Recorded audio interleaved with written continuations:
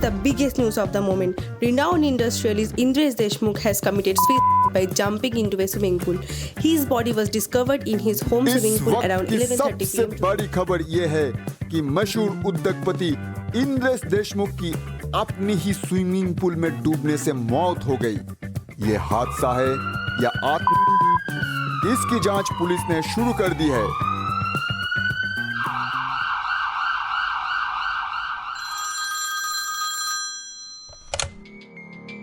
মাফ করবেন, ভাববেন না যে আমি কিছুই জানি না। মৃত্যুর আগে বাবা আমাকে সব কথাই বলে গিয়েছিলেন। স্যুটটা কি খুঁজে পেয়েছেন আপনারা?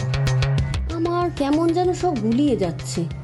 রাতে মিস্টার দেশমুখ যদি ড্রাইভ করতে না পারেন, তবে ওর প্রতিবেশীর বাড়িতে বসানো সিকিউরিটি ক্যামেরার ফুটেজে যে ছবি আমরা দেখে এলাম সেটা কার?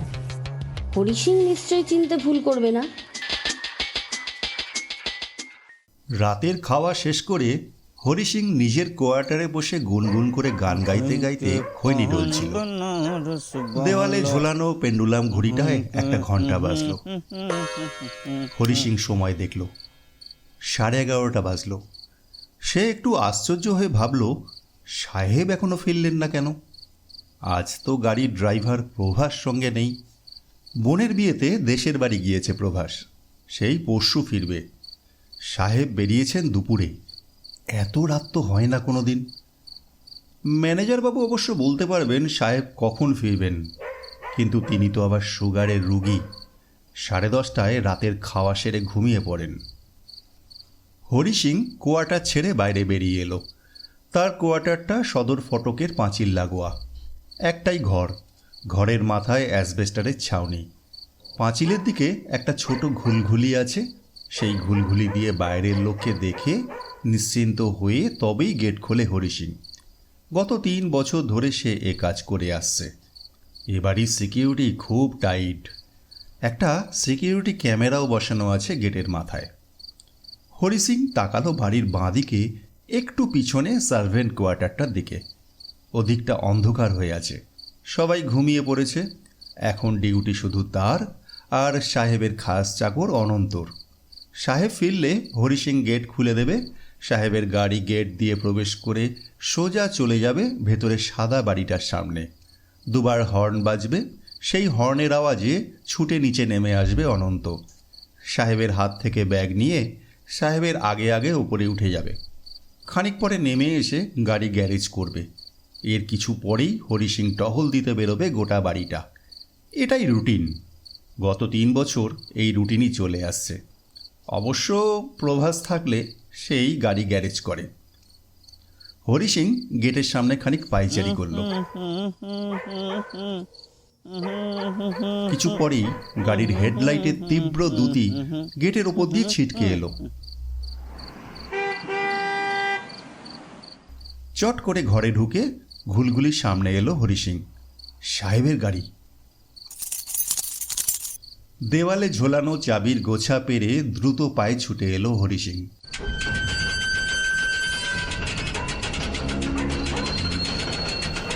গেট খুলে দিতেই কালো জাগুয়ার গাড়িটা প্রায় নিঃশব্দে প্রবেশ করল বাড়ির হাতায়।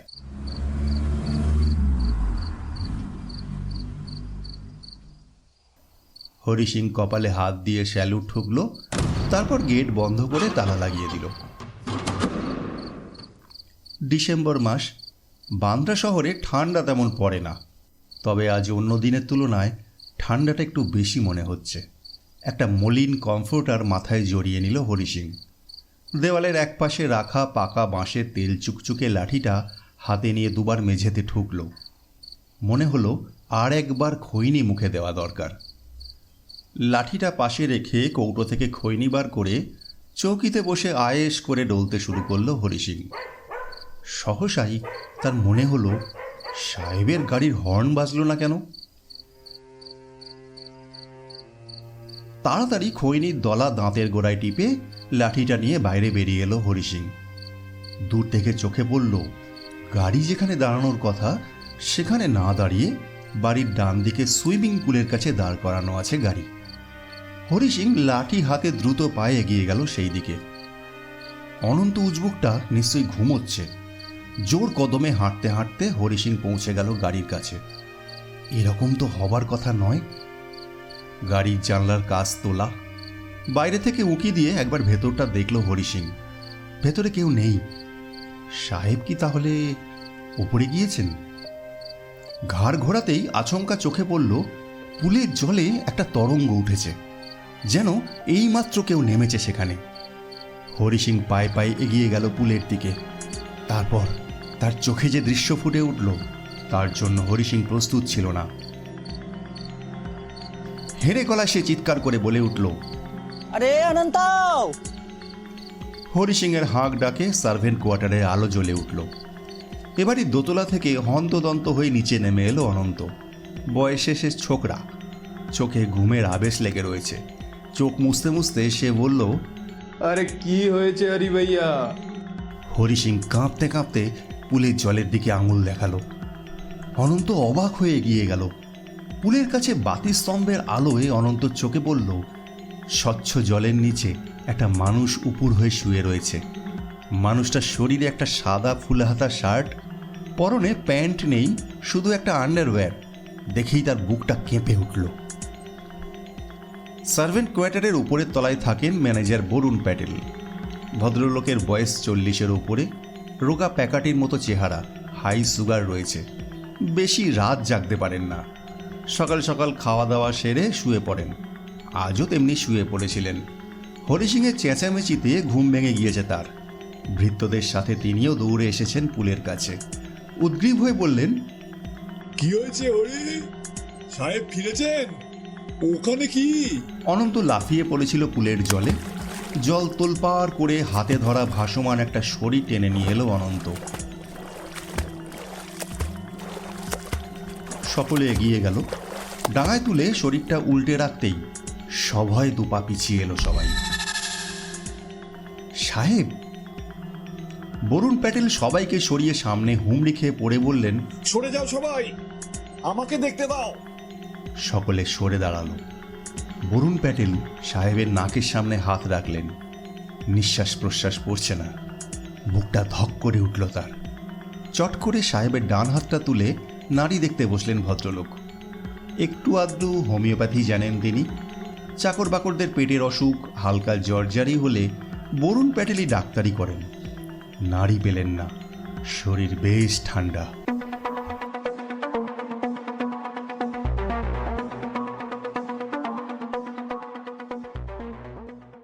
মুম্বাইতে একটা ছোটখাটো সংবাদপত্রের অফিসে জুনিয়র রিপোর্টার হিসেবে প্রথম চাকরি সহেলির। ক্রাইম স্টোরি কভার করাই তার কাজ। সহেলির সঙ্গে স্টোরি কভার করে দীনেশ নামে একটি ছেলে। সে হলো ক্যামেরাম্যান। বয়সে সহেলির চেয়ে 2-3 বছরের ছোট হবে। সেদিন রাত প্রায় 11:30 নাগাদ ফোন এলো। এডিটর কুলকার্নি সাহেব জানালেন, বান্দ্রা শহরের বিত্তশালী এক এলাকায় কোনো ভিআইপি নিজের বাড়ির সুইমিং পুলে ডুবে মারা গিয়েছেন। এটা আদৌ স্বাভাবিক মৃত্যু নাকি অন্য কিছু, তা এখনো নিঃসন্দেহ হতে পারেনি পুলিশ। সহেলি যেন এখনই ঘটনাস্থলে চলে যায়। দীনেশকেও ফোনে জানানো হয়েছে সে ওবি ভ্যান নিয়ে রওনা দিয়েছে, সহেলিকে পিক আপ করে নেবে। ক্রাইম রিপোর্টিংয়ের কাজের ধরনই এরকম, 24 ঘন্টায় ডিউটি। তাই বাইরে বেরোবার পোশাক পরে ব্যাগটা কাঁধে নিয়ে দরজায় তালা মেরে বেরিয়ে এলো সহেলি। ওবি ভ্যান এখনই চলে আসবে। বান্দ্রার সেই বিত্তশালীদের এলাকায় ঢুকে হক চকিয়ে যাবার জো সহেলির। এত রাতে কত মানুষ জড়ো হয়েছে।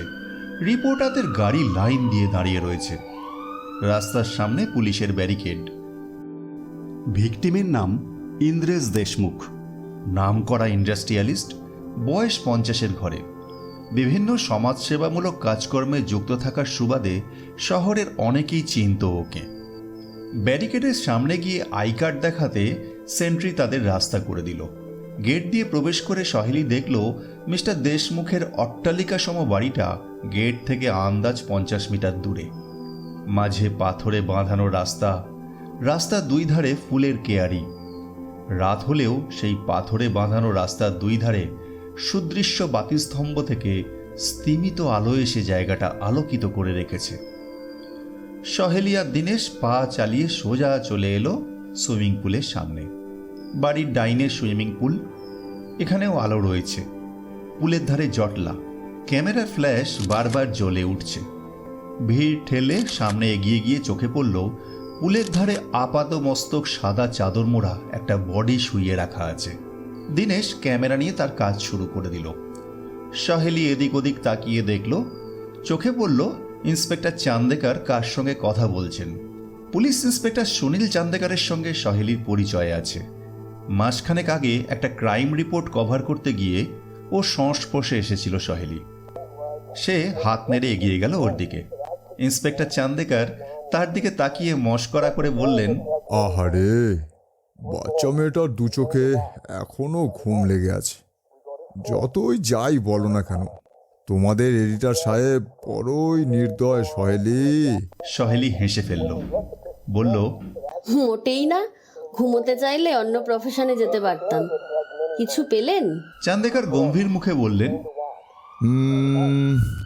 সেরকম কিছু নয়। এখনো অবধি যা ইনভেস্টিগেশন করলাম তাতে মনে হচ্ছে মিস্টার দেশমুখের এই শেষ পরিণতির জন্য তিনি নিজেই হয়তো দায়ী। দুর্ঘটনাও তো হতে পারে, হার্ট অ্যাটাক কিংবা ওই জাতীয় কিছু। চান্দেকার বললেন, প্রথমত, পুলে স্নান করতে নামলে উনি স্নানের পোশাক পরেই নামতেন। দ্বিতীয়ত, গায়ে শার্ট আর পায়ে জুতো থাকতো না। রাত 11:15টায় মিস্টার দেশমুখ নিজেই গাড়ি ড্রাইভ করে ফিরছিলেন। গেটকিপার হরি সিং এর এজাহার নিয়েছি, সে নিজের হাতে গেট খুলে দিয়েছিল। রাত 11:30টার একটু আগে গোটা বাড়ি। চান্দেকারের কথা শেষ হবার আগেই পাশ থেকে কে যেন বলে উঠল, নিজেকে শেষ করবেন মনস্থ করলে স্যুটটা খুলতে গেলেন কেন? স্যুটটা কি খুঁজে পেয়েছেন আপনারা? কথাগুলো যে ব্যক্তি বলল সে আদতে 22 কি 23 বছরের এক যুবক। সুঠাম চেহারা, চোখে স্টিল ফ্রেমের চশমা। চশমার ভেতর থেকে ঝকঝকে বুদ্ধিদীপ্ত চোখ দুটো দেখলে মনে সমীহ জাগে। সহেলি চমকে উঠে তাকালো যুবকটির দিকে। দেখে পুলিশের লোক বলে মনে হলো না। গলায় আই কার্ডও ঝোলানো নেই। সাংবাদিকও নয়। কে এই ছেলে যে ক্রাইম সিনে অনায়াসে ঢুকে পড়েছে? সহেলি ভেবেছিল ছোকরার এই ফোঁপড় দালালির জন্য ইন্সপেক্টর চান্দেকার জোর একটা ধমক দেবেন, কিন্তু তিনি তা করলেন না। বরং আশ্চর্য গলায় বললেন, আরে, তুমি এখানে কি করে এলে? কে খবর দিল তোমাকে? এদিকে এক বন্ধুর বাড়িতে পার্টি ছিল, খবরটা কানে যেতেই কৌতূহল হলো। গেটের মুখে পুলিশ কৌতূহলী লোকজনদের আটকালেও আমাকে ঠিক আসতে দিল। চান্দেকার হেসে বললেন, তা তো দেবেই। তোমার ওই মুখ তো এ শহরের সবকটা থানাতেই বিখ্যাত হয়ে আছে। না হে টিপু, গাড়ির ভেতর বা অন্য কোথাও মিস্টার দেশমুখের স্যুটটা খুঁজে পাইনি গো। ছেলেটা রোগাটে গড়ন, মুখে ছেলে মানুষই ভাবটা এখনো যায়নি। সে বলল, সে বডি পোস্টমর্টেম করলেই বোঝা যাবে উনি নেশাগ্রস্ত ছিলেন কিনা। নেশা করে জলে ঝাঁপ দিলে অবশ্য আলাদা কথা। চলি স্যার, বড় ঘুম পাচ্ছে, বাড়ি যাচ্ছি। ছেলেটি চলে যেতে চান্দেকার মুচকি হেসে সহেলির দিকে তাকিয়ে বললেন, চিনতে পারলে সহেলি? অবাক হয়ে সহেলি বলল, না তো, কে এই ছেলেটি স্যার? আরে, টিপুর নাম শোনোনি? তোমারই মতন তো বাঙালিও, এমটেক স্টুডেন্ট। সাইবার ক্রাইমের কিছু কেসে পুলিশ ওর হেল্প নিয়েছিল। ছেলেটা একজন এথিক্যাল হ্যাকার। গোয়েন্দাগিরিতেও একটু আধটু শখ রয়েছে। ঘরের খেয়ে বোনের মোষ তারায় আর কি। কে যে ওকে খবর দিল কে জানে। নাম শোনেনি সহেলি। পুলিশ অনেক জায়গায় আউটসোর্সিং কাজে লাগায়, এও তেমনি কেউ হবে, তবে নামটা বড় অদ্ভুত। আর ছেলেটার হিন্দি উচ্চারণ শুনে একবারও বাঙালি বলে মনে হয়নি। বাড়ির চাকর বাকরদের এজাহার নিলেন চান্দেকার। কোনো সূত্র মিলল না, কেউই কিছু বিশেষ বলতে পারল না। মিস্টার দেশমুখ বিপত্নিক ও নিঃসন্তান ছিলেন। এত বড় বাড়িতে নিজের কেউ না থাকলেও ড্রাইভার, মালি এবং চাকর বাকরের সংখ্যা কম নয়। আমেরিকায় ওর এক দাদা থাকেন, বছরে একবার ছুটিতে সপরিবারে এসে ওঠেন এই বাড়িতে। বাড়িটা তখন সরগরম থাকে। মিস্টার দেশমুখ বাড়ি ফিরে দোতলায় না উঠে কেন পুলে ঝাঁপ দিতে গেলেন তার রহস্যই থেকে গেল। বডি অ্যাম্বুলেন্সে তুলে পুলিশ রওনা দিল হাসপাতালে। দীনেশের ক্যামেরার সামনে দাঁড়িয়ে মাইক্রোফোন হাতে পোজ নিল সহেলি। লাইভ সম্প্রচার শুরু হলো। নিউজ কভার করতে পরের দিন বিকেলে সহেলি গেল থানায়। শুনল পোস্টমর্টেম রিপোর্ট এসে গিয়েছে। মিস্টার দেশমুখের পাকস্থলীতে অ্যালকোহল পাওয়া যায়নি। উনি কোনো নেশা করতেন না, তবে মৃত্যুর খানেক আগে প্রচুর পরিমাণে ঘুমের ওষুধ খেয়েছিলেন ভদ্রলোক। কোনো মতে বাড়ি ফিরে সোজা ঝাঁপ দিয়েছেন পুলের জলে। লাংস এবং স্টোমাকে অনেকটা জল পাওয়া গিয়েছে। চান্দেকার সহেলিকে বললেন, ভাগ্যিস ঘুমের ওষুধের ট্রেস পাওয়া গেল, না হলে তো হাওয়ার পিছনে দৌড়ে অনেকখানি সময় নষ্ট হতো। ভদ্রলোকের টাকা ছিল অনেক, কিন্তু সে টাকা সমাজসেবায় দান করতেন বলে অনেকেই ভালোবাসত ওনাকে। শত্রু সেরকম একটা ছিল না। সত্যিটা আমি কাল রাতেই টের পেয়েছি। এক গাদা ঘুমের ওষুধ খেয়ে জলে ঝাঁপিয়েছিলেন। নিজেকে বাঁচানোর কোনো চেষ্টাই তিনি করতে পারেননি। সহেলি অবাক হয়ে বলল, কিভাবে বুঝলেন স্যার? চান্দেকার ওস্তাদি হাসি হেসে বললেন, আরে মিস্টার দেশমুখের সোশ্যাল মিডিয়া ব্লগ পড়ে কাল সারা রাত জেগে ওনার লেখা ব্লগগুলো পড়লাম। তুমিও পড়ে দেখো একবার। মানসিক অবসাদে ভুগছিলেন ভদ্রলোক। অত পয়সাওয়ালা হলে হবে কি, উনি ছিলেন একেবারে নিঃসঙ্গ। আমেরিকায় থাকাকালীন ক্যান্সারে ভুগে স্ত্রী গত হন, সন্তানাদি হয়নি। দেশে ফিরে হোটেল ব্যবসায় নিজেকে ব্যস্ত রেখেছিলেন, কিন্তু ডিপ্রেশন থেকে বেরিয়ে আসতে পারেননি। মাস দুয়েক আগে নিজের শেষ পরিণতি কিভাবে নিজে করা যায় সেই ব্যাপারে গুগলে সার্চ করেছিলেন একাধিকবার। ঘুমের ওষুধ খেলেন কখন? গাড়ি ড্রাইভ করতে করতে? কথা শুনে চমকে ঘাড় ঘুরিয়ে পিছনে তাকালো সহেলি। কালকে দেখা সেই ছেলেটি, টিপু। সহেলির মুখে হাসি ফুটে উঠল। চান্দেকার ব্যস্ত হয়ে বললেন, আরে এ কি টিপু, এই তুমি কখন এলে? সহেলির পাশে খালি চেয়ারটায় বসল টিপু। সহেলির দিকে তাকিয়ে ইতস্তত করতেই চান্দেকার বলে উঠলেন, ও ঘরের লোক, আমি পারমিশন না দেওয়া অবধি তদন্তের গোপন খবর প্রকাশ করে না। আর এখানে তদন্তের আছেটাই বা কি? পরিষ্কার বোঝা যাচ্ছে তার এই শেষ পরিণতির জন্য তিনি নিজেই দায়ী। He took his own life. Tipu বলল, এদেশের পুলিশের একটা বড় দোষ, তারা বড় তাড়াতাড়ি সিদ্ধান্ত নিয়ে ফেলে। চান্দেকার চটে উঠে বললেন, কি বলতে চাও পরিষ্কার করে খুলে বলো তো। আমার সিদ্ধান্তে ভুল কি দেখলে হে? হ্যাঁ, নিজেকে শেষ করার পিছনে যদি কোনো মানসিক চাপ, হুমকি বা প্ররোচনা থাকে তাহলে অবশ্যই চার্জশিট তৈরি হবে। আমরা তদন্ত করে দেখছি। যদি কিছু পাওয়া না যায় সেক্ষেত্রে চার্জশিট দাখিলের কোনো প্রয়োজনই হবে না। আমি শুনলাম মিস্টার দেশমুখের বড় ভাই, যিনি আমেরিকায় থাকেন, তিনি আপনাদের এই নিজেকে শেষ করার থিওরি মানতে নারাজ। তিনি যদি আপনাদের এই সিদ্ধান্তে অসন্তুষ্ট হয়ে উচ্চ আদালতে সিআরপিসি 482 ধারায় পিটিশন দাখিল করেন। এই দেখো, তিনি কেন শুধু শুধু পিটিশন দায়ের করতে যাবেন? এখনো অবধি সন্দেহ করার মতন কিছুই তো পাওয়া যায়নি। শুধু শুধু নয়, তিনি যখন শুনবেন ওয়েট ড্রাউনিংয়ে তার ভাইয়ের লাংসে যে জল পাওয়া গিয়েছে তাতে ক্লোরিনের নামগন্ধ ছিল না, অথচ পুলের জলে নিয়মিত ক্লোরিন মেশানো হতো, তখন কি তিনি চুপ করে বসে থাকবেন? সহেলির মাথার ভেতরটা কেমন জমাট ধোঁয়ার কুণ্ডুলি পাকিয়ে উঠছিল। চান্দেকারের মুখের অবস্থাও তথৈবচ। শেষে আর থাকতে না পেরে চান্দেকার বলে উঠলেন, তুমি কি পোস্টমর্টেম রিপোর্ট পড়েছ টিপু? পড়েছি বই কি, কমিশনার সাহেব আমাকেও এক কপি মেল করে দিয়েছেন আজকে দুপুরে। হাই প্রোফাইল কেস বলে কথা। কমিশনার সাহেব একটু আগে আমাকে এই কেসের তদন্তে নিযুক্ত করেছেন। চান্দেকার টেবিলের ওপর রাখা পোস্টমর্টেম রিপোর্টের ওপর ঝুঁকে পড়লেন। একটু পরে চোখ তুলে বললেন, হ্যাঁ ঠিকই তো। লাঞ্চ আর স্টোমাকে যে জল পাওয়া গিয়েছে তাতে ক্লোরিনের নামগন্ধ পর্যন্ত নেই। এখন আমাদের কর্তব্য হলো ওই বাড়ির পুলের জলের কেমিক্যাল অ্যানালিসিস করা। যদি পুলের জলে ক্লোরিন ট্রেস পাওয়া যায় তার অর্থ হবে মৃতের শরীরে পাওয়া জল পুলের জল নয়, ওকে অন্য কোথাও খুন করে গাড়িতে চাপিয়ে এনে পুলের জলে ফেলে দেওয়া হয়েছিল।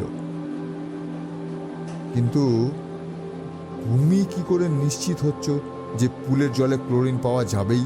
হ্যাঁ, কারণ পুলের জল পরিষ্কার রাখার জন্য ক্লোরিনের ব্যবহার করা হয়।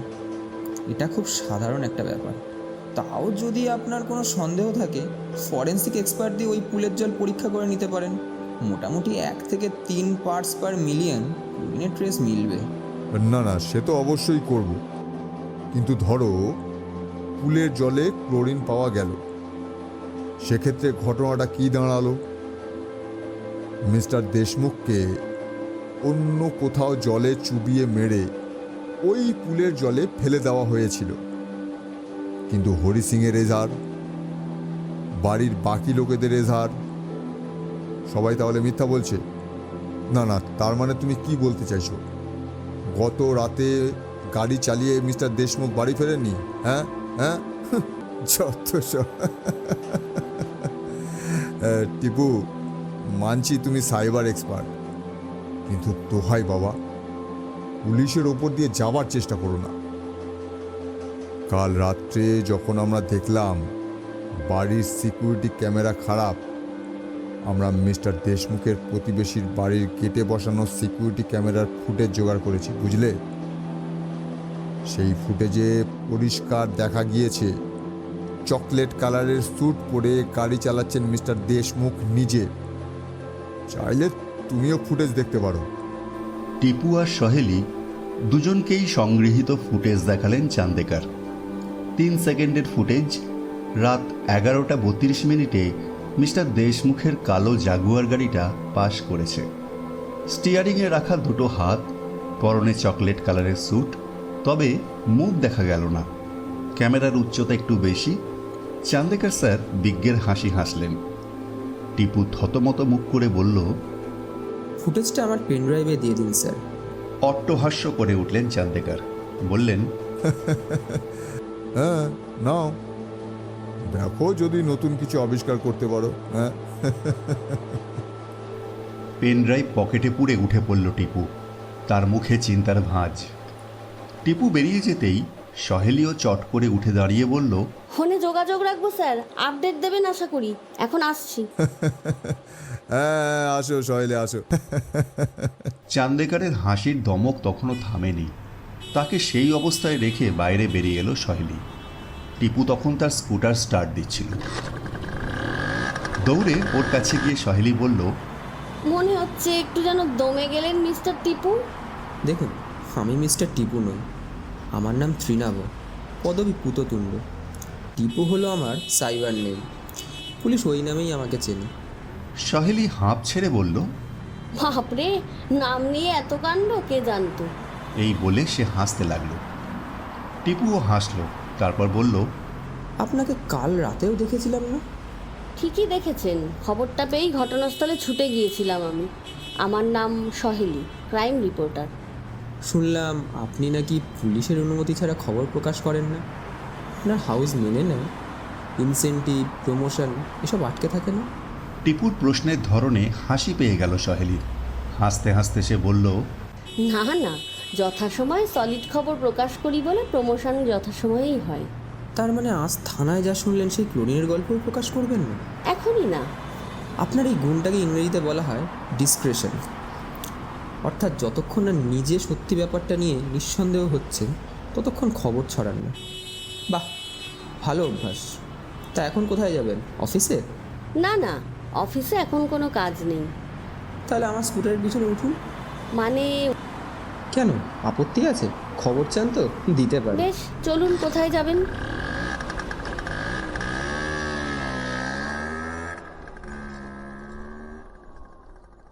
মিনিট খানেক পরে ছোট্ট একটা বাড়ির সামনে টিপু দাঁড় করালো স্কুটারটা।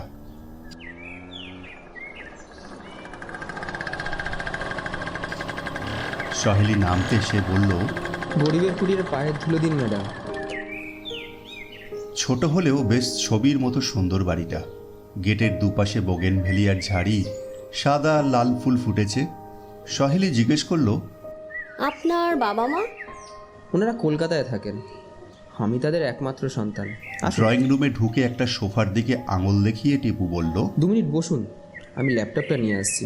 আপনি কফি খাবেন তো? আপত্তি নেই। ওকে, বসুন, আসছি। মিনিট 10 পরে টিপু যখন ঘরে ঢুকলো, তার হাতে কফির ট্রে, কাঁধে ল্যাপটপের ব্যাগ ঝুলছে। সহেলি উঠে দাঁড়িয়ে তার হাত থেকে ট্রেটা নিয়ে টিপয়ের ওপর রাখল। সোফার এক প্রান্তে বসে ব্যাগ থেকে ল্যাপটপ বার করে অন করতে করতে টিপু বলল, ইন্দ্রেশ দেশমুখের প্রাইভেট লাইফ নিয়ে কিছু জেনেছেন? স্টাডি করার সময় পাইনি। আজ সকালে ঘুম থেকে উঠে সোজা অফিসে গিয়ে পুরনো খবরের কাগজগুলো ঘাঁটছিলাম। দুপুরে প্রয়াত দেশমুখের আমেরিকা প্রবাসী দাদাকে ফোনে ধরেছিলাম।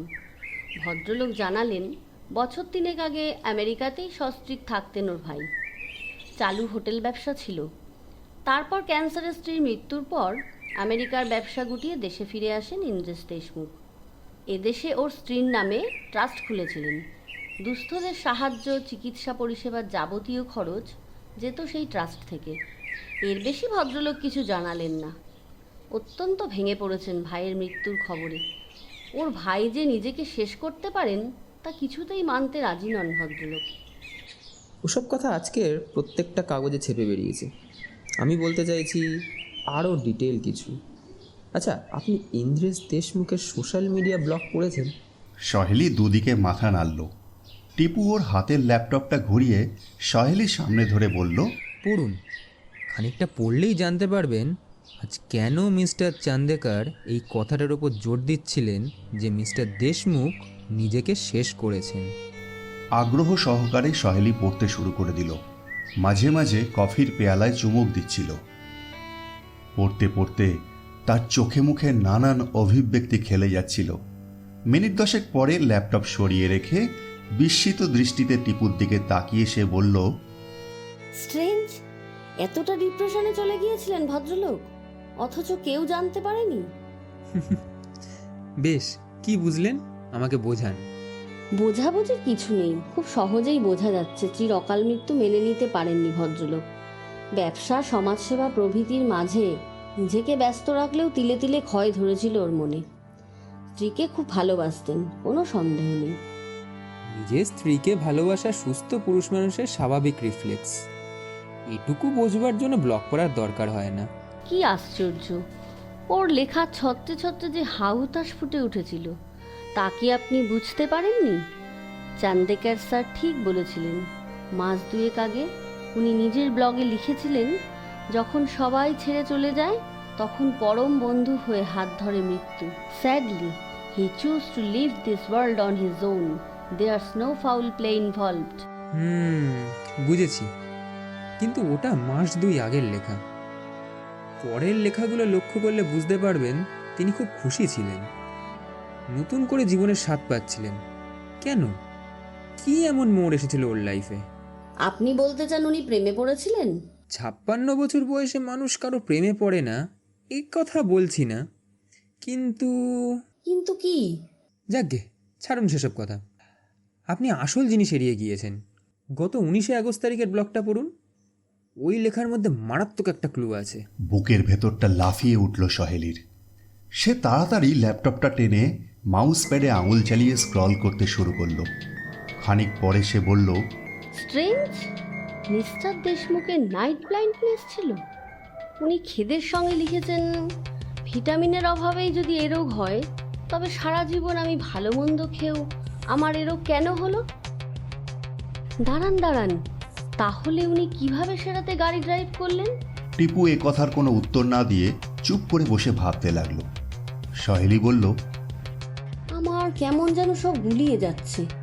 রাতে মিস্টার দেশমুখ যদি ড্রাইভ করতে না পারেন তবে ওর প্রতিবেশীর বাড়িতে বসানো সিকিউরিটি ক্যামেরার ফুটেজে যে ছবি আমরা দেখে এলাম সেটা কার? হরি সিং নিশ্চয়ই চিনতে ভুল করবে না। টিপু বলল, আমি থানায় যাবার আগে মিস্টার দেশমুখের ফ্যামিলি ফিজিশিয়ান ডক্টর যোশীর সাথে ফোনে কথা বলেছি। ডক্টর জানালেন নাইট ব্লাইন্ডনেসের কথাটা সত্যি। সূর্য ডোবার পর মিস্টার দেশমুখ গাড়ি ড্রাইভ করতেন না। উঠছেন নাকি? সহেলি উঠে দাঁড়িয়েছিল। বলল, আজ আসি। একটা গল্প তৈরি করেছিলাম আগামী দিনে পাঠকদের জন্য, কিন্তু আবার প্রথম থেকে শুরু করতে হবে। অনেকগুলো প্রশ্ন মাথার মধ্যে থেকে গেল। প্রথম কথা, নাইট ব্লাইন্ডনেস থাকা সত্ত্বেও কিভাবে মিস্টার দেশমুখ নাইটে ড্রাইভ করলেন? দ্বিতীয়ত, তিনি ঘুমের ওষুধ খেলেন কখন? তৃতীয়ত, পায়ে জুতো অথচ স্যুট খুলে শুধু শার্ট আর আন্ডারওয়্যার পরে পুলের জলে নামলেন। সেই চকলেট কালারের স্যুটটাও মিসিং। বুঝতে পারছি যতক্ষণ না সব প্রশ্নের জবাব পাচ্ছি ক্রাইম স্টোরি জমবে না। টিপুও উঠে দাঁড়ালো। সে বলল, আপনাকে একটা দায়িত্ব দেব, মিস বাসু, সহেলি বাসু। তবে মিস বাসু না বলে আপনি আমাকে সহেলি বলেই ডাকতে পারেন, খুশি হব। বেশ, সহেলি, আপনি অনুসন্ধান শুরু করুন। একজন ক্রাইম রিপোর্টার হিসেবে এই মুহূর্তে আপনার দায়িত্ব হলো মৃত দেশমুখের অতীত ইতিহাস ঘেঁটে বার করা। পুলিশ নিশ্চিন্তে আছে ব্যাপারটা তাদের মতো করে ভেবে। আমাদের সার্কামস্টেন্সিয়াল এভিডেন্সের ওপর কাজ করতে হবে। কমিশনার সাহেবের বিশেষ অনুরোধে কেসটা আমি নিয়েছি। খুবই হাই প্রোফাইল কেস। কাল আমি একবার চান্দেকার স্যারের সাথে ঘটনাস্থলে গিয়ে সরেজমিনে নিজের চোখে তদন্ত করে আসব। 3 দিন বাদে আপনার সাথে আমার দেখা হচ্ছে। 3 দিন? ওকে, বেশ, তাই হবে। বাই নাও।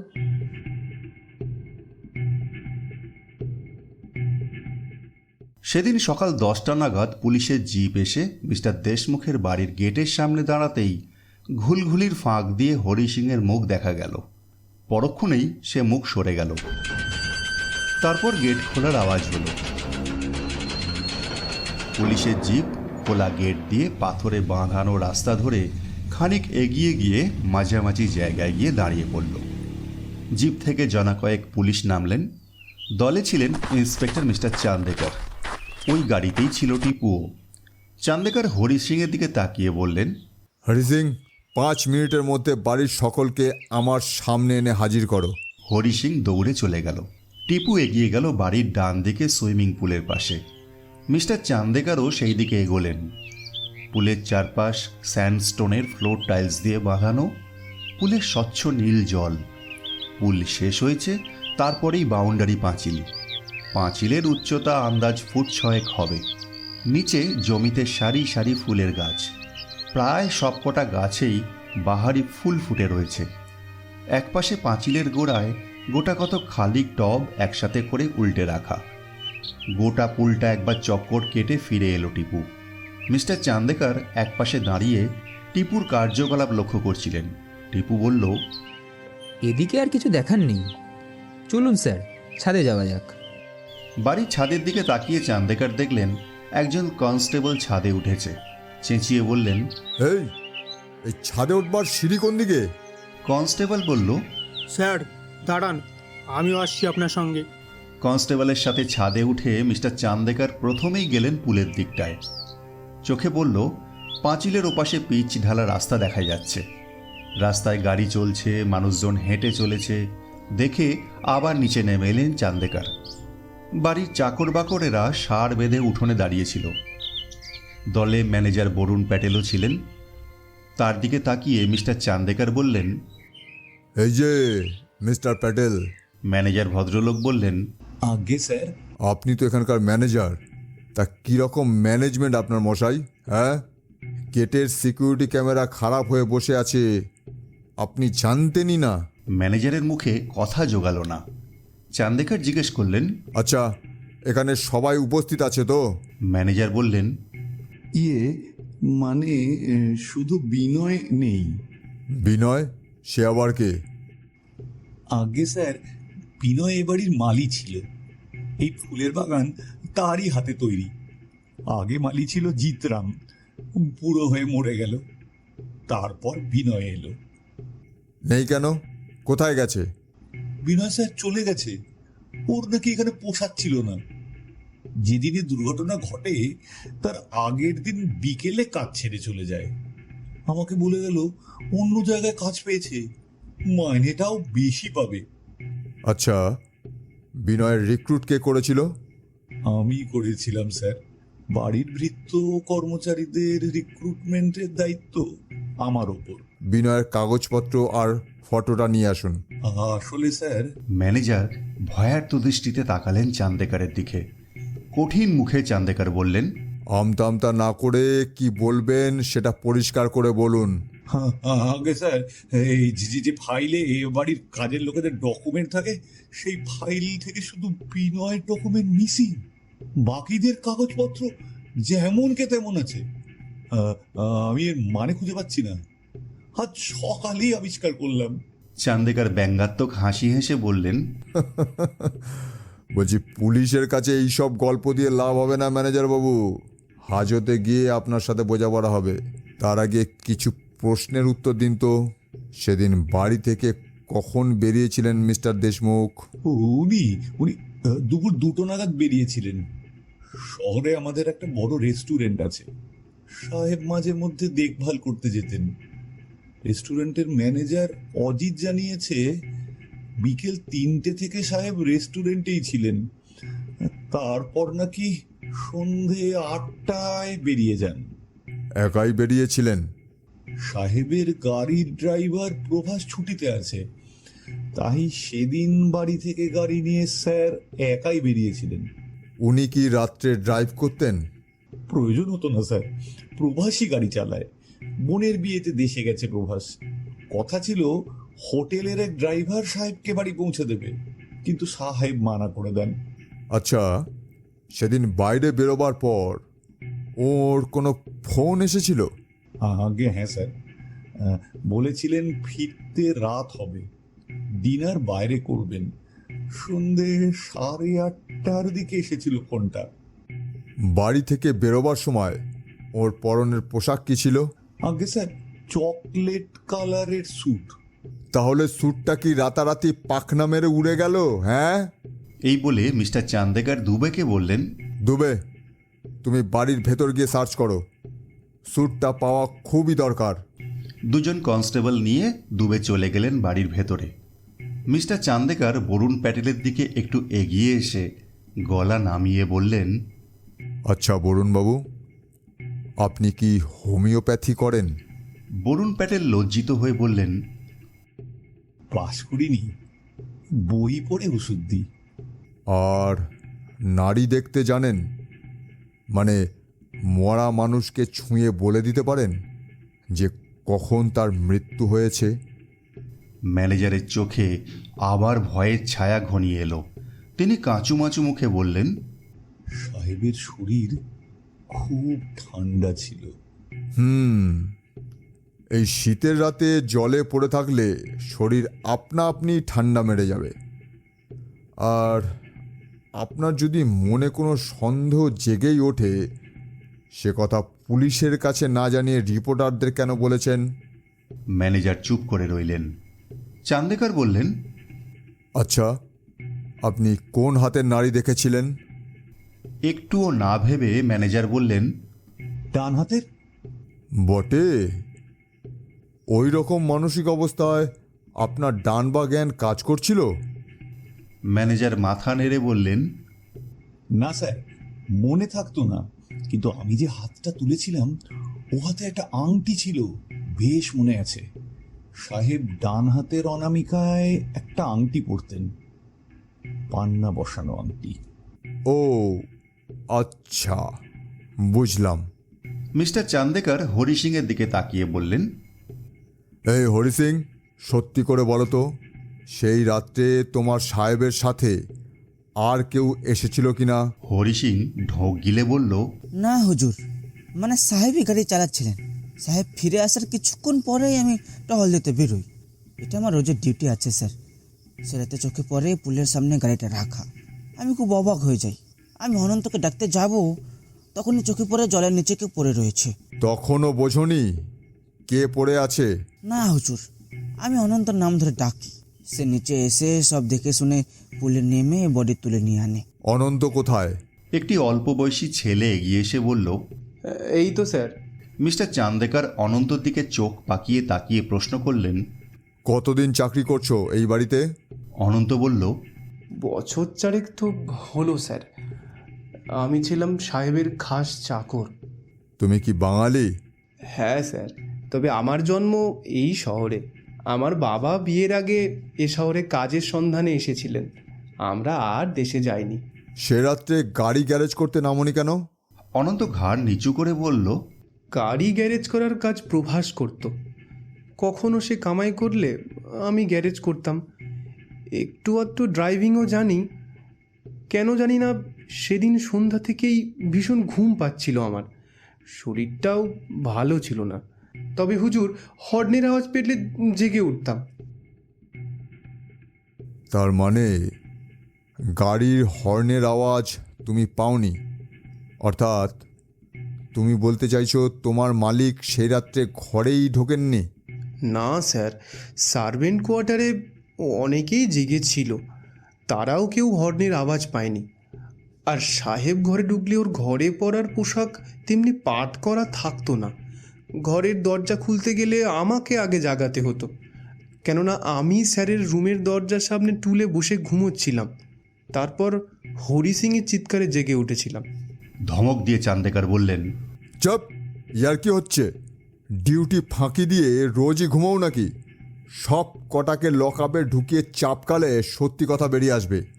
রোজ রাতে সাহেবকে ঘুমের ওষুধ কে দিত? তুমি তো। অনন্ত ভয়ার্ত দৃষ্টিতে তাকিয়ে বলল, হ্যাঁ স্যার, রোজ একটা বড়ি। বড়ি না খেলে সাহেবের ঘুমই আসতো না। মিস্টার চান্দেকার কিছু বলার আগেই দুবে এসে বললেন, ঘরে চকলেট কালারের স্যুট পাওয়া যায়নি স্যার?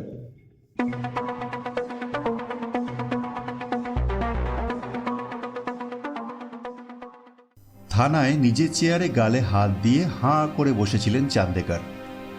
আজ প্রায় 4 দিন হয়ে গেল ইন্দ্রেশ দেশমুখের কেসটা এক বিন্দু এগোয়নি। এদিকে পলাতক বিনয়েরও কোনো হদিশ নেই। দিকে দিকে চর পাঠিয়েও ওই লোকের সন্ধান পাওয়া যায়নি। গোদের ওপর বিস্ফোরা, আগামীকাল আবার ইন্দ্রেশ দেশমুখের দাদা ধর্মেশ দেশমুখ আসছেন আমেরিকা থেকে, যিনি কিনা প্রথম থেকেই বলে আসছেন তার ভাইয়ের মৃত্যুটা পরিকল্পিত হত্যাকাণ্ড। চান্দেকার ভাবলেন, আর নয়, এখনই ও বাড়ির চাকর বাকর কর্মচারীদের তুলে এনে লকআপে ভরে দলাইমালাই করার ব্যবস্থা করতে হবে। নরম গরম না দিলে ব্যাটারা সত্যি কথা বলবে না। হোটেলের ম্যানেজারটাকেও সন্দেহের বাইরে রাখা যাচ্ছে না। সে রাতে ইন্দ্রেশ দেশমুখ বাড়িতে প্রবেশ করেছিলেন নিজের গাড়ি চালিয়ে, তাতে কোনো সন্দেহ নেই।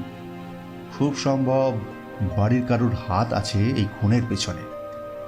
সাব ইন্সপেক্টর দুবে বললেন, এতদূর অবধি তদন্ত পর আমার মনে হয় স্যার বাড়ির কোনো কর্মচারীর হাত রয়েছে এর হত্যার পেছনে। চান্দেকার বললেন, এবং সেটা নিশ্চিত রূপে বিনয়ের, কিন্তু তার কোনো পরিচয় আমরা এখনো অবধি পাইনি। কোনো ডকুমেন্টসও নেই।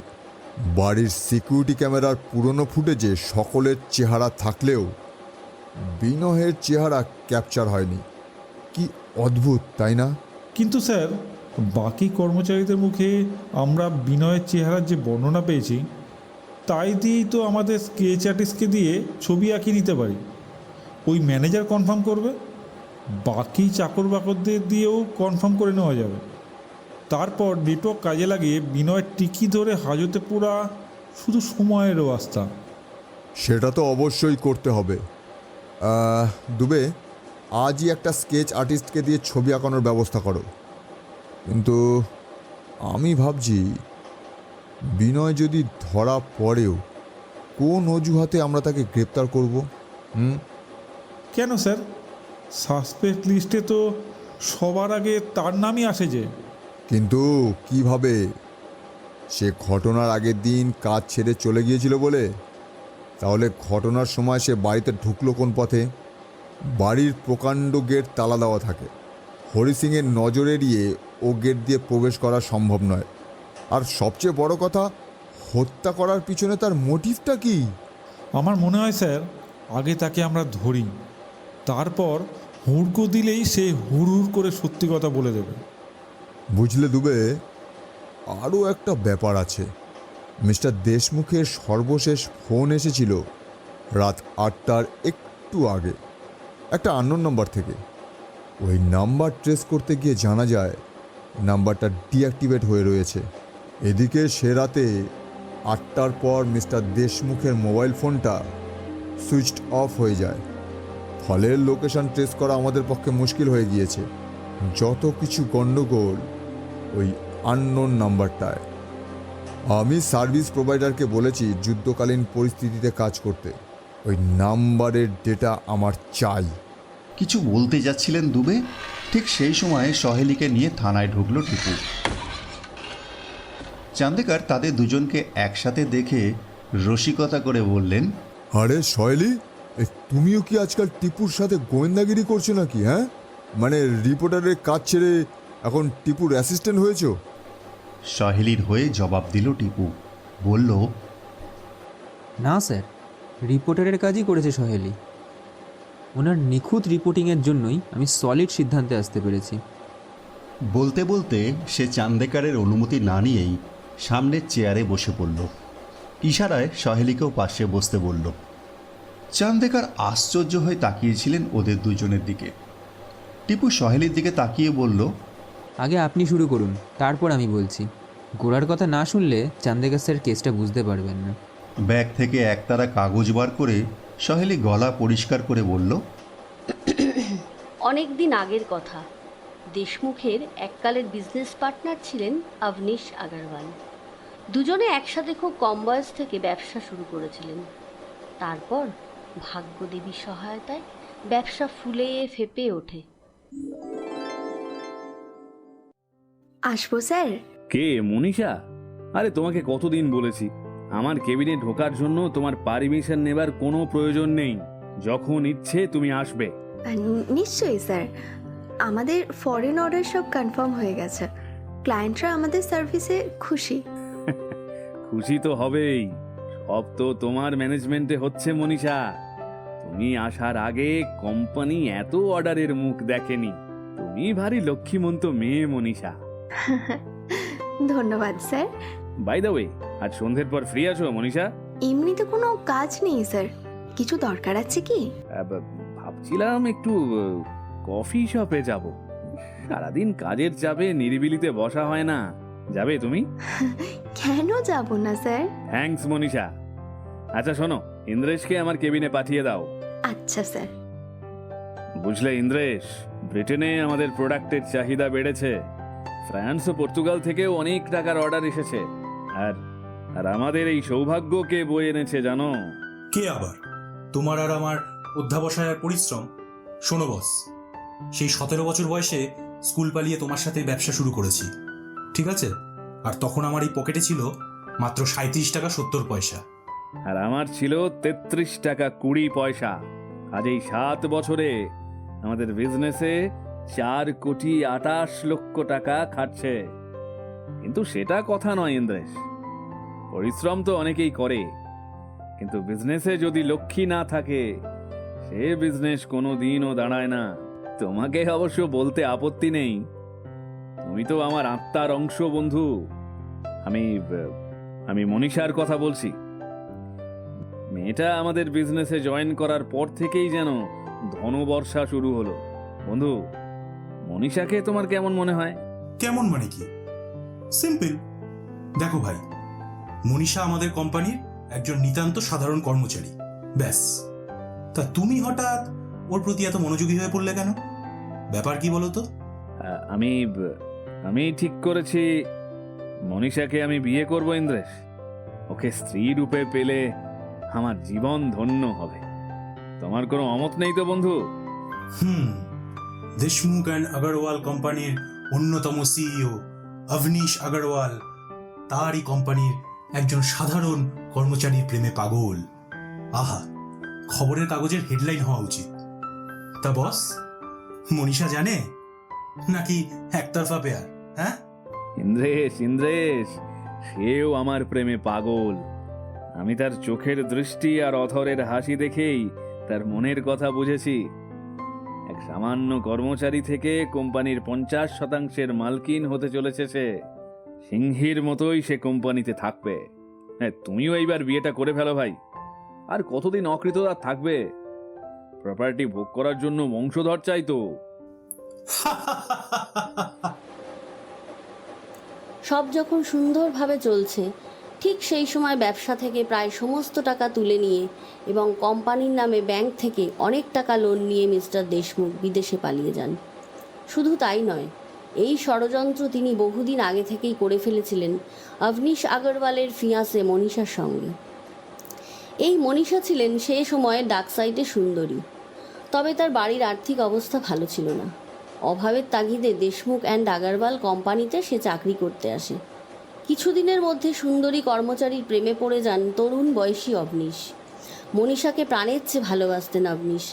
একটা সুখী সংসারের স্বপ্ন তিনি দেখতে শুরু করেন। অবনীশ ভাবতেই পারেননি মনীষা কোনো কালেই তার ছিল না। চাকরিতে জয়েন করার অনেক আগে থেকেই মনীষার পরিচয় ছিল ইন্দ্রেশ দেশমুখের সাথে। খুব সম্ভব পার্টনারকে লড়বার জন্যই মনীষাকে টোপ হিসেবে ব্যবহার করেছিলেন দেশমুখ। পরে অবশ্য বিদেশে নিয়ে গিয়ে তাকে বিয়ে করেন।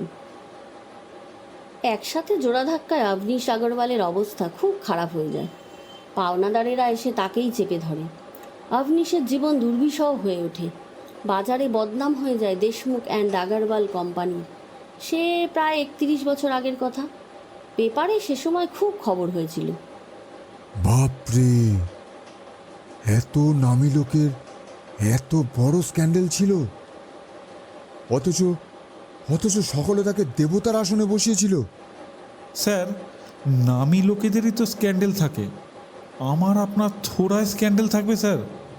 আমরা তো ক্যান্ডেল লাইটের তলায়, যেখানটা সবচেয়ে অন্ধকার সেখানেই থাকি। আহা, থামো দেখি দুবে। Saheli, carry on.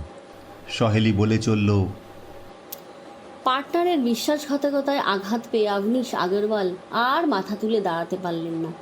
ব্যবসা বিক্রি করে দিয়েও পাওনাদারদের সব পাওনা মেটানো গেল না।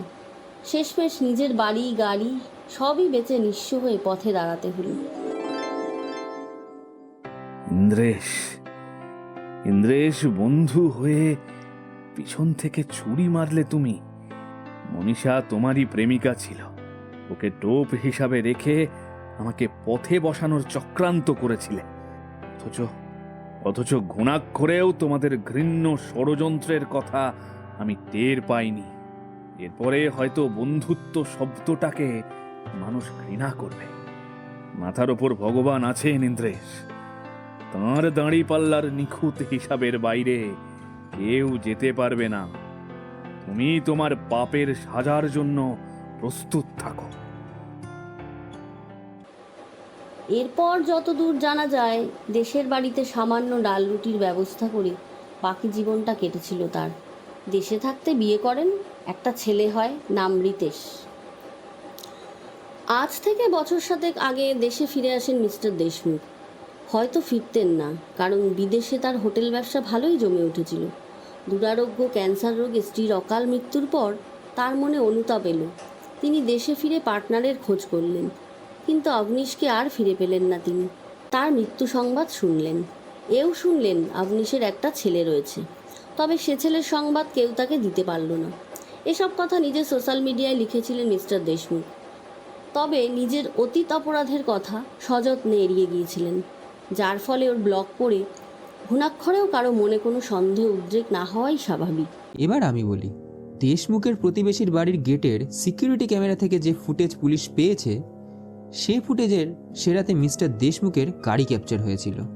ফুটেজ দেখে বাড়িশুদ্ধ লোক এক বাক্যে স্বীকার করেছিল চালক আর কেউ নন, তাদের মালিক ইন্দ্রেশ দেশমুখ।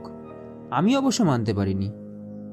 যে লোকের নাইট ব্লাইন্ডনেস রোগ আছে, সে কি করে রাতে গাড়ি ড্রাইভ করবে? এই কারণে আমি ফুটেজ খুঁটিয়ে দেখতে শুরু করি। এই ফুটেজ আমি 10 বার দেখেছি, স্বীকার করতে লজ্জা নেই। 9 বার দেখার পরেও আমার জ্ঞানচক্ষু খোলেনি। কিন্তু 10 বার যখন দেখলাম, একটা কঠিন সত্যি আবিষ্কার করে ফেললাম। চান্দেকার বললেন, বটে, তা কি আবিষ্কার করলে শুনি? টিপু ল্যাপটপ অন করে ফুটেজটা চালালো। সকলের দৃষ্টি গিয়ে পড়ল সেদিকে।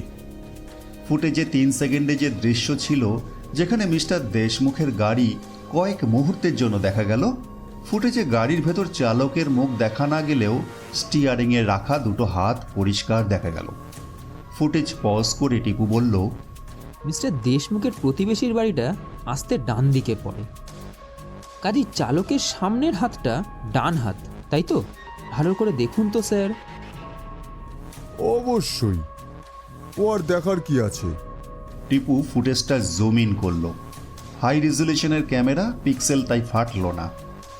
ল্যাপটপের স্ক্রিনের দিকে আঙুল তুলে চান্দেকারের দিকে তাকিয়ে টিপু বলল, আংটি কোথায়? পান্না বসানো আংটি, যে আংটি আমরা মৃতের ডান হাতের অনামিকায় দেখেছি। চান্দেকার চেয়ার ছেড়ে উঠে দাঁড়িয়ে পড়েছিলেন। টিপু মুচকি হেসে বলল, বসুন মিস্টার চান্দেকার। আসলে আলটিমেট ব্যাপারটা কি দাঁড়ালো? মিস্টার দেশমুখের গাড়ি চালিয়ে সে রাতে অন্য কেউ ঢুকেছিল বাড়ির হাতায়। আমি হরি সিংকে দোষ দেব না। রোজ যাকে একই ডিউটি করতে হয় তার পক্ষে গাড়ির ভেতর দৃষ্টি চালিয়ে ভিতরে কে আছে সেটা না দেখাটাই স্বাভাবিক। আলগা চোখে চকলেট কালারের স্যুটটা দেখে সে ভেবেই নিয়েছিল সাহেবই ফিরেছেন। খুনির উদ্দেশ্যও ঠিক সেটাই ছিল। চান্দেকার নিজের গোফে হাত দিয়ে তা দিতে দিতে বললেন, তাহলে সে সময় মিস্টার দেশমুখ কোথায় ছিলেন? গাড়ির ব্যাক সিটে অথবা ডিকিতে। এ ব্যাপারে খুনির স্বীকারোক্তি ছাড়া এক্স্যাক্ট ফ্যাক্ট জানা সম্ভব নয়। গোয়েন্দাদের কিছু জায়গায় অনুমান করে নিতে হয়, আমিও অনুমান করি। বেশিরভাগ ক্ষেত্রে আমার অনুমান ঘটনার সাথে মিলে যায়। এখানে আমি যেমন অনুমান করে নিয়েছি মিস্টার দেশমুখকে অন্য কোথাও খুন করে খুনি তার পোশাক খুলে নিজে পরে নেয়। তারপর দেশমুখের ডেড বডি গাড়ির ব্যাক সিটে অথবা ডিকিতে শুয়ে সে নিজেই গাড়ি চালিয়ে প্রবেশ করে দেশমুখের বাড়ির হাতায়। গাড়ি গেট থেকে ধীরে ধীরে পুলের দিকে এগায়। হয়তো খুনির উদ্দেশ্য ছিল পুলের জলে ডেড বডি ফেলার আগে মৃতের শরীরে পুনরায় ওই চকলেট কালারের স্যুটটা সে পরিয়ে দেবে। আসলে চকলেট কালারের স্যুটটা খুনি নিজে পরে নিয়েছিল এই উদ্দেশ্যে, যাতে পথে যদি কোনো সিকিউরিটি ক্যামেরায় গাড়ির দৃশ্য ক্যাপচার হয় পুলিশ মনে করবে গাড়ি দেশমুখী চালাচ্ছিলেন।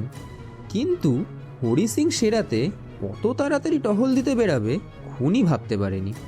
দূর থেকে হরি সিংকে আসতে দেখে পোশাক পরানোর সময় সে পায় না। ওই অবস্থায় বডি পুলে ফেলে দিয়ে সে গা ঢাকা দেয়। বাড়ির লোকেদের জেরা করতে যেদিন আমরা ও বাড়ি গেলাম, পাঁচিলের ধারে সার খালি টব উল্টিয়ে রাখা ছিল, দেখেছিলাম খুনির পালাবার রাস্তা। ইয়েস, একদম ঠিক বলেছ টিপু, আমারও মনে পড়েছে। কিন্তু কাজটা কার বলো তো? অবশ্যই বিনয়ের। আমার সন্দেহ বাড়ির সিকিউরিটি ক্যামেরা গড়বড় করার পেছনে তাঁর হাত ছিল। চাকরি ছেড়ে যাওয়ার আগে সে যেমন ম্যানেজারের ঘরে রাখা ফাইল থেকে নিজের ডকুমেন্ট সরিয়ে ফেলেছিল, তেমনি পাঁচিল ধার বরাবর খালি টবগুলো উল্টিয়ে রেখে গিয়েছিল সে, যাতে রাতের বেলা কাজ সেরে অনায়াসে পাঁচিল ডিঙিয়ে পালাতে পারে। তাহলে এই মেঘনাথটিকে, যে আড়ালে বসে এত কাণ্ড কারখানা করেছে, বিনয়কে যে কাজে লাগিয়েছিল? বিনয় বলে কেউ নেই স্যার। অভনীশ আগারওয়ালের ছেলে রিতেশ আগারওয়ালই নিজেই বিনয়ের নাম নিয়ে ও বাড়িতে মালিক চাকরি করত। তারই গোফ লাগিয়ে নিজের চেহারা ঢেকেছিল। How are you so sure? On what evidence are you basing your statement? যখন শিওর হলাম কাজ শেষ করে খুনি সেরাতে ওই উল্টানো টপগুলোর সাহায্যে পাঁচিল টপকে পালিয়েছে, আমার প্রথম কাজ ছিল সেই রাস্তায় খুনির পিছু ধাওয়া করা। মিস্টার দেশমুখের বাড়ির ছাদেরও দেখতে পাই পাঁচিলের ধারে গাড়ি চলাচলের রাস্তা। ওই রাস্তার নাম মন্দির রোড। লেগে পড়লাম। বিভিন্ন শোরুমের বাইরে বসানো সিকিউরিটি ক্যামেরার ফুটেজ দেখে খুঁজে পেলাম ঠিক ওই সময় চকলেট কালারের স্যুট পরা এক মূর্তিকে। রাত 11:35 থেকে 11:42 এই সময়টুকু পায়ে হেঁটেই ধীরে সুস্থে সে কিছুটা পথ গিয়েছিল। তারপর মোড়ের মাথায় দাঁড়ানো এক সাদা গাড়িতে উঠে পড়ে। আর তাকে দেখতে পাইনি। ভাগ্য ভালো গাড়ির নাম্বার প্লেটটা ক্যামেরায় ধরা পড়েছিল। জানতে পারি গাড়িটা রিতেশের নামে। চান্দেকার বিরক্ত হয়ে বললেন, না না না না না, এটা তুমি খুব অন্যায় করেছো টিপু। পুলিশকে আগে না জানিয়ে তুমি একেবারে অন্যায় করেছো। এসব ক্যামেরার ফুটেজ, গাড়ির খবর পুলিশের চেয়ে তাড়াতাড়ি তুমি বার করতে পারবে না। আগে জানলে এতদিনে খুনি গারদের ভেতরে থাকতো। টিপু মাথা চুলকে বলল, কাজ করতে করতে এতটাই মগ্ন হয়ে গেছিলাম স্যার যে তখন একথা মনে হয়নি। চেয়ার ছেড়ে দাঁড়িয়ে ইন্সপেক্টর চান্দেকার হাঁকলেন, দুবে, কুইক ফোর্স রেডি করো। আর হ্যাঁ, দুজন ফরেনসিক্স এক্সপার্টকেও সঙ্গে নিয়ে নাও। নিজের ঘরে বসে ক্রাইম রিপোর্টিংয়ের জন্য স্ক্রিপ্ট লিখছিল সহেলি। ইন্দ্রেশ দেশমুখের কেস সলভ হয়েছে সবে গতকাল। পুলিশের পক্ষ থেকে এখনও কেস ডিসক্লোজ করা হয়নি। কমিশনার সাহেব আজ বিকেলে সাংবাদিক সম্মেলন ডেকেছেন, ওখানেই সব খোলসা করবেন। তবে সহেলি আগাগোড়া পুরো ব্যাপারটা জানে। কমিশনার সাহেবের সম্মেলন শেষ হবার সঙ্গে সঙ্গে তাদের কাগজ আর চ্যানেলে সবার আগে খবরটা বার হবে। সহেলি লিখে চলল, মাসখানেক আগে সোশ্যাল মিডিয়ায় একটা ফেক প্রোফাইল খুলে রিতেশ বন্ধুত্ব করে ইন্দ্রেশ দেশমুখের সাথে। মিস্টার দেশমুখ জানতে পারেন এই রিতেশই হলো তার এককালের বিজনেস পার্টনার ও বন্ধু অবনীশের ছেলে। অনুতাপের আগুনে দগ্ধ হচ্ছিলেন মিস্টার দেশমুখ। রিতেশকে পেয়ে তিনি প্রায়শ্চিত্ত করতে চাইলেন, সামনাসামনি দেখা করতে চাইলেন। এও জানালেন তার যাবতীয় স্থাবর ও অস্থাবর সম্পত্তি তিনি রিতেশের হাতে তুলে দিয়ে বাকি জীবনটা আমেরিকায় দাদার কাছে গিয়ে কাটাবেন।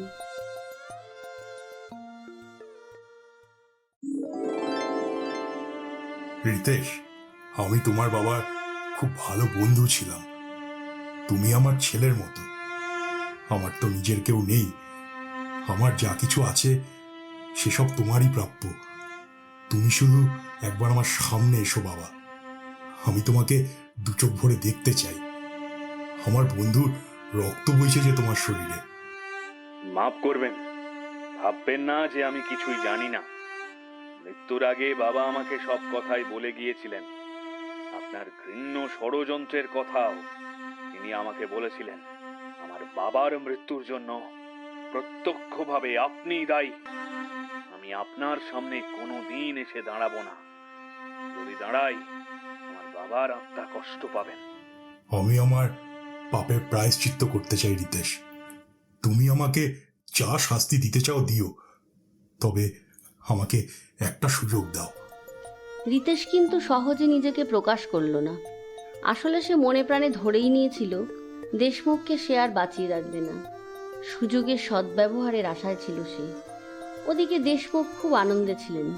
ওর ব্লগগুলো পড়লে বোঝা যায় প্রথম দিকে তিনি যতটা ডিপ্রেশনে ছিলেন, পরের দিকে অনেকটা কাটিয়ে উঠেছিলেন।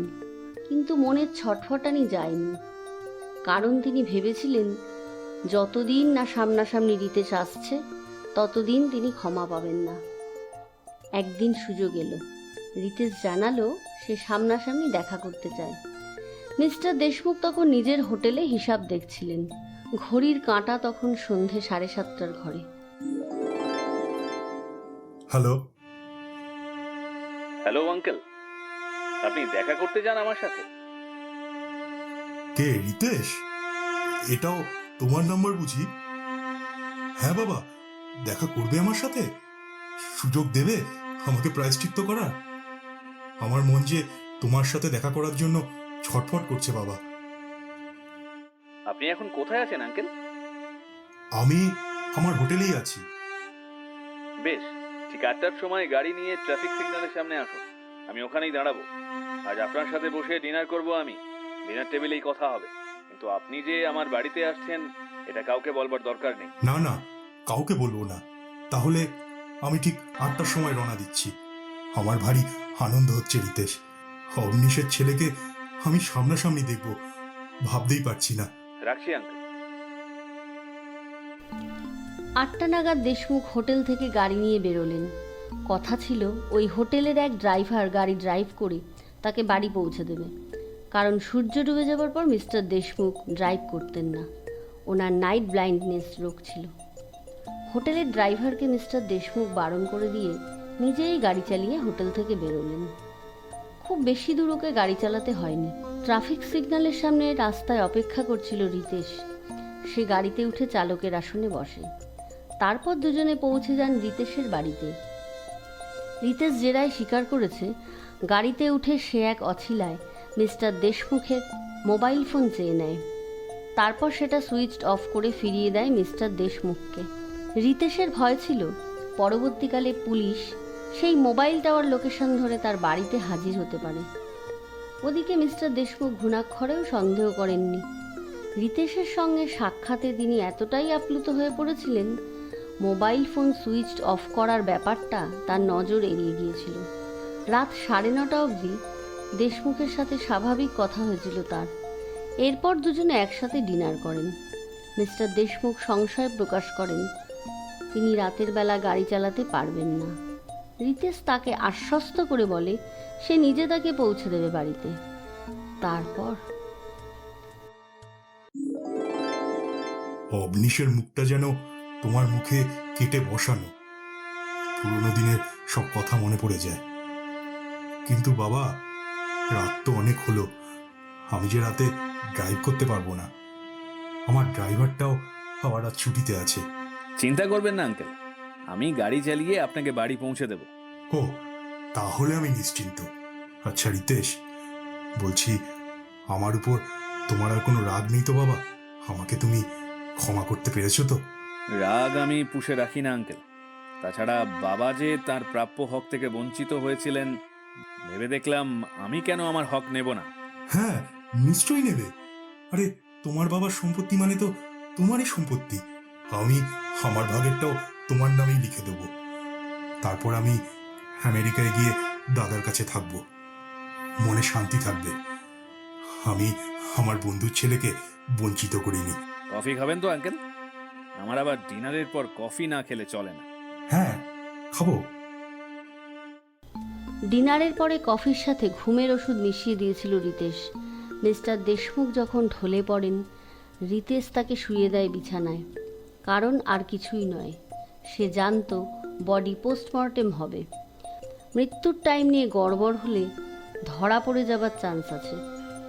এরপর রাত 11টা নাগাদ মিস্টার দেশমুখের ঘুমন্ত শরীরটা পাঁজা কোলা করে তুলে বাথরুমে নিয়ে যায় রিতেশ। এরপর দেশমুখের পরনের চকলেট কালারের স্যুট নিজের গায়ে গলিয়ে নেয় রিতেশ। রেডি হয়ে সে গাড়ি নিয়ে বেরিয়ে পড়ে। মিস্টার দেশমুখের মৃত শরীরটা ছিল গাড়ির ডিকিতে। বাড়ির গেট দিয়ে প্রবেশ করে গাড়ি সোজা পুলের ধারে নিয়ে আসে রিতেশ। ডিকি থেকে বডি বার করে। তারপর চকলেট কালারের স্যুট ওকে পরানোর আগেই তার চোখে পড়ে যায় দূর থেকে হরি সিং আসছে। সে তাড়াতাড়ি বডি পুলের জলে ফেলে দিয়ে পাঁচিল ডিঙিয়ে লম্বা দেয়। এই হলো খুনের ইতিহাস। পুলিশের ফরেন্সিক এক্সপার্টরা তল্লাশি চালিয়ে রিতেশের বাড়ির বাথটবের স্ট্রপারের মুখে আবিষ্কার করে কয়েক গাছি কাঁচা পাকা চুল। ডিএনএ টেস্টে প্রমাণিত হয়েছে ওই চুল মিস্টার দেশমুখের। এই অবধি লিখে ফোনটা হাতে নিয়ে কাকে যেন ডায়াল করলো সহেলি। তারপর ও প্রান্তে হ্যালো শুনেই তার মুখে হাসি ফুটে উঠল। বলল, এই যে মিস্টার ডিটেকটিভ, খবর শুনেছেন? সব জায়গায় বান্দ্রা পুলিশের জয় জয়কার। আপনার নাম খুঁজে পাচ্ছি না। নামে কি যায় আসে? বিখ্যাত সাহিত্যিক শেক্সপিয়ারের সেই বিখ্যাত উক্তিটি স্মরণ করুন ম্যাডাম, গোলাপকে আপনি যে নামেই ডাকুন না কেন, সুগন্ধ সেই একই থাকবে। শুনুন মশাই, আজ রাত 8টায় আমাদের চ্যানেলে চোখ রাখবেন। কেউ না করুক এই সহেলি বাসু এই সত্যিটাও চেপে রাখবে না যে পুলিশ নয়, যা কিছু করেছেন আপনি মিস্টার টিপু। ও সরি, তৃণাভ পুততুণ্ড। আচ্ছা মশাই, কি লাভ হয় বলুন তো আপনার ঘরের খেয়ে বোনের মোষ তাড়িয়ে? আমার যে বোনের মোষ তাড়িয়েই আনন্দ।